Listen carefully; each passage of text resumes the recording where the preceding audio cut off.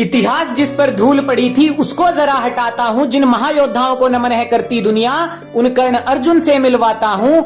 एक तरफ इंद्रपुत्र पार्थ था जिसपे गर्व करता पूरा कुरु वंश था, वहीं कर्ण मस्तक पर तेज लिए सूरज का अंश था।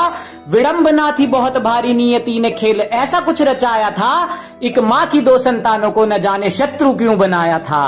द्रोण के दो शिष्य बनने वाले आर्यव्रत की शान थे, दोनों ही बड़े वीर थे, दोनों ही शक्तिमान थे।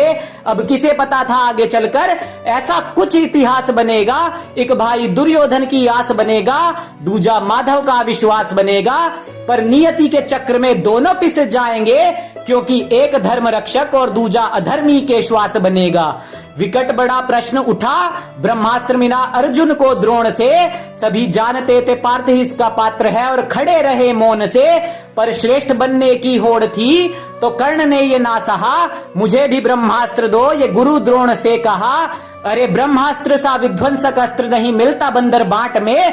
मन स्थिर और शांत चाहिए, नहीं प्राप्त कर सकते लाग डांट में।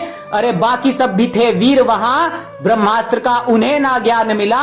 केवल कर्ण ने गुरुकुल त्याग दिया, अज्ञान का प्रमाण मिला। ब्राह्मण का वेश धर छल किया परशुराम से, बड़े बड़े वीर कांपते थे जिनके नाम से। ब्राह्मण था वही जिसे वेदों का ज्ञान था, सिर्फ यही जानकर भगवान ने दिया ब्रह्मास्त्र का दान था। धरती अंबर पाताल उस दिन थे कांप गए, जब कर्ण के गुरुद्रोह को भगवान थे भाप गए। पर्वत सभी धरा के और समंदर भी डोल उठे, और परशुराम कर्ण पर क्रुद्ध होके बोल उठे। तुम सा क्षत्रिय ना कोई हो पाएगा, पर झूठ के आधार पर ब्रह्मास्त्र ना साथ रह पाएगा। अरे जब मृत्यु होगी निकट तब तुम्हारा विवेक मर जाएगा, और अधर्मियों के काम कभी ब्रह्मास्त्र नहीं आएगा। और वहीं दूजी ओर पार्थ था जिसने धर्म का साथ चुना। द्रोण भीष्म इंद्र कृपा सभी गुरुओं से ज्ञान सुना। अरे पार्थ से मिली ये सीख, सीखने की ललक जो जगाएगा। उत्तम बनने की चाह से एक दिन सर्वश्रेष्ठ वो हो जाएगा।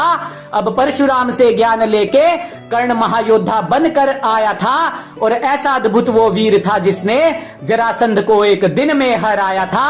अब दुर्योधन का ऋण उसने भानुमति स्वयंवर में चुकाया था, जब दुर्योधन के प्राणों को उसने अपने शौर्य से बचाया था।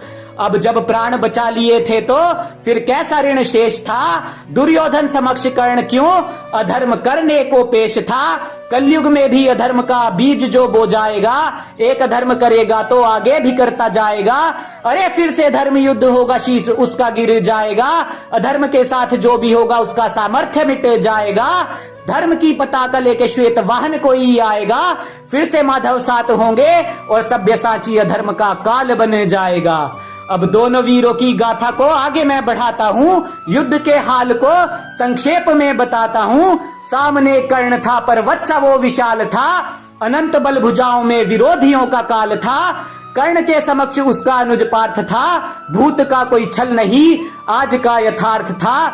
जिसका धर्ममयी भाल था कहलाता महाबाहु, और स्वर्णमय चरित्र उसकी ढाल था। वीर आहुति देने चल पड़े, धर्म युद्ध का वो यज्ञ था।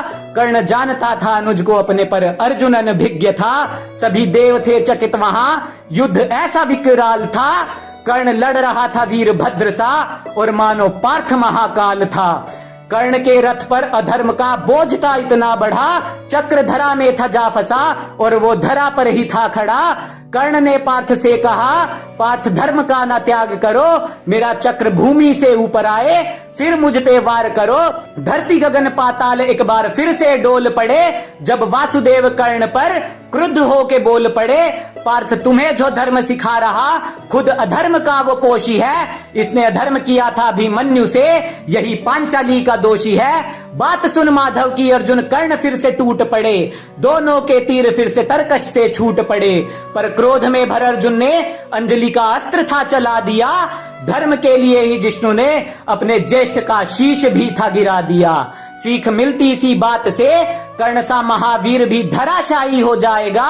चाहे गुरु परशुराम हो, अधर्म कभी जीत नहीं पाएगा। अरे आज जब बात होगी इस युद्ध की, इतिहास सो जाएगा। मिथ्या बातों के आधार पर कर्ण निहत्ता हो जाएगा। क्यों ऐसे ऐसे झूठ खुद के इतिहास में फैला रहे? कुछ ज्ञान जला नालंदा में और कुछ को तुम जला रहे। अरे धर्म और अधर्म की वीरता को मापना ही व्यर्थ है, धर्म संगत होना ही सबसे पहले वीरता का अर्थ है। हारा था अधर्म द्वापर में, हारेगा आज भी।